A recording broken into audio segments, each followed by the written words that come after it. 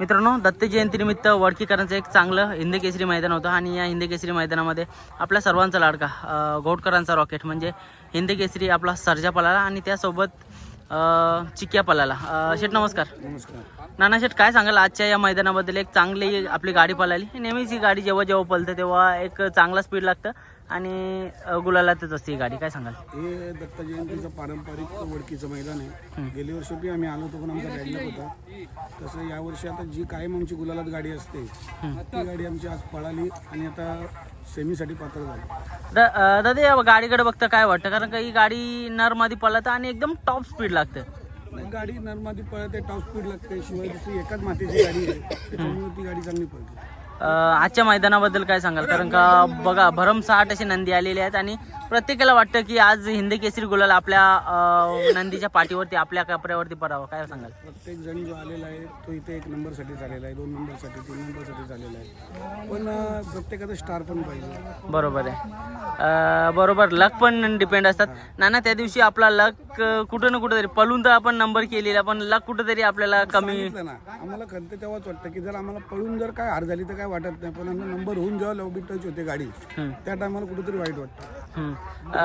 नाना, बरेचसे बघा आता मैदानामध्ये आपला सर्जा पळतो तेव्हा सगळी जण विचारतात की कधी म्हणजे बकासूर आणि आपला सर्जा एकत्र येत आहे. कारण का छोटा भाऊ मोठा भाऊ अशी उपमा मला बघायला भेटेल गाडी. ही गाडी लवकर. आज बकासूर पण या मैदानामध्ये गटपास झाले. काय सांगाल?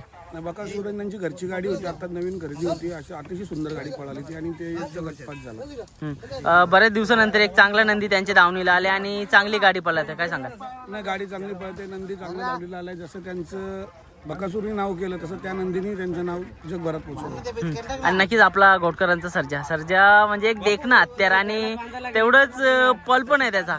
संपूर्ण महाराष्ट्र म्हणजे स्वतःहून बोलतं की खरोखर याच्या स्पीड सारखा नंदी अजूनपर्यंत महाराष्ट्रात म्हणजे बघायला नाही भेटला सध्या तरी. स्पीडच्या जोरानेच त्यांनी प्रत्येक जनतेचं मन जिंकलेलं आहे आणि आज प्रेक्षकांचं तो मन जिंकतोय आणि त्याला जे प्रेम मिळते ते बघून आम्हाला अति आनंद वाटतो. थोडीशी पायाला दुखापत झालेली, आता ओके आहे का सध्या? आता ओके. मित्रांनो, समोर बघू शकता थोडीशी दुखापत होती. मागचा पाय त्याच्या पुढच्या पायाला हा, पायाला लागलेला. दुखापत होती. बाकी एकदम मैदान वगैरे कसं वाटलं तुम्हाला? मैदान सुंदर आहे, गेल्या वर्षी पण सुंदर होता, या वर्षी पण सुंदर आहे. दादा बघा, आज मैदान म्हणजे मला तर वाटतं मथुरचा या वर्षीचा तिसरा म्हणजे गुलाल लगातार हॅट्रिकचा म्हणजे आज मैदान आहे. काय सांगाल? मथुर पण गटपास झालेला आहे. माझ्याकडनं शुभेच्छा आहेत. मथुरा आपला नंदी आहे, त्यालाही माझ्याकडनं शुभेच्छा आहेत. आज मला तर वाटतं की प्रत्येकाला वाटत असेल की आपल्या नंदीने गुलाल घ्यावा, आपल्या नंदीने गुलाल घ्यावा. तुम्ही काय सांगाल? कसं काय असेल मथुरचा आज गुलाल करावं की नाही त्यांनी? मथुरने गुलाल करावं ना.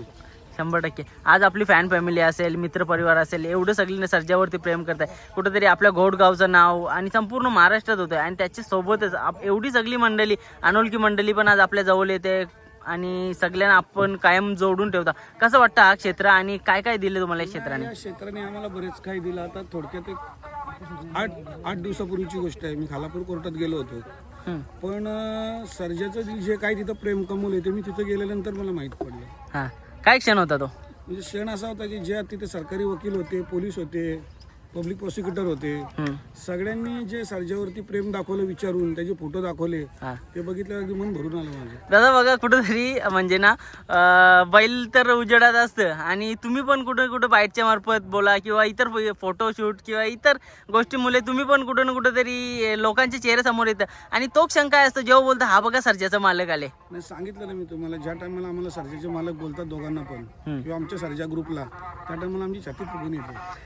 नक्कीच दादा, हे सर्जा एवढं पळतोय आणि त्याच्या मागची मेहनत म्हणजे खूप जास्त असेल. ही सगळी फॅन फॉलोविंग झाली त्याची आणि संपूर्ण सवंगडी झाले, मित्रपरिवार झाले, काय काय मेहनत असते त्याच्या मागे? त्याची मेहनत जगदीश असेल, अरुण असेल, एकनाथ असेल, अंतदादा असेल आणि पूर्ण सर्जा ग्रुप असेल, किरण गाडगे असेल, हे करतात. दादा जास्त वेळ नाही घेत, हिंद केसरी पुसेगावचं मैदान आलंय, कसं काय नियोजन चाललंय? चांगलं नियोजन तुम्हाला बघायला भेटेल. म्हणजे काय असणार थोडक्यात सांगा. अगोदर गाडी पळालेली असेल? बडा धमाका. बडा धमाका होणेवाला आहे. चालेल, शुभेच्छा नाना तुम्हाला. आणि नक्कीच आपला सर्जा ज्या वेगाने पळतोय तो वेग कायम ठेवून आणखी स्पीड लावून असेच कित्येक तरी हिंद केसरी गुलालाचा 1 नंबरचा मानकरी व्हावा हीच ईश्वरचरणी प्रार्थना. धन्यवाद दादा.